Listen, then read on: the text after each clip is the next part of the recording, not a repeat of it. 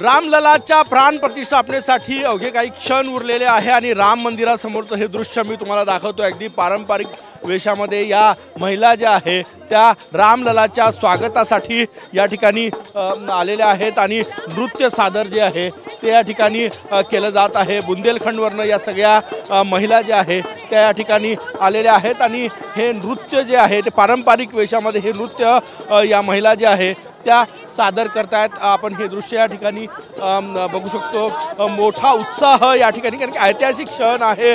12 वाजून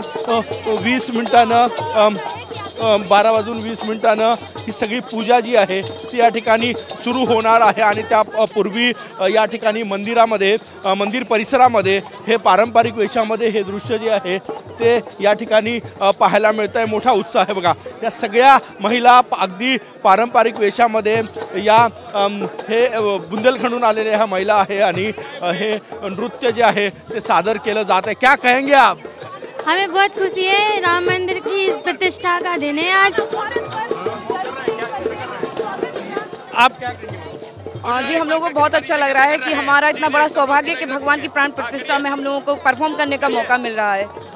नक्कीच हे दृश्य आपण या ठिकाणी बघू शकतो। या महिला ज्या आहे त्या रामललाच्या स्वागतासाठी संपूर्ण वातावरण जे आहे ते राममय झालेलं आहे।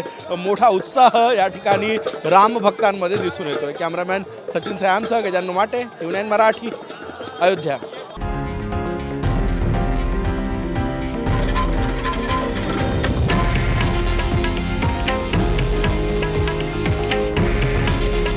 हे आहे देशातील नंबर 1 न्यूज नेटवर्क आणि आपण पाहत आहात TV9 मराठी।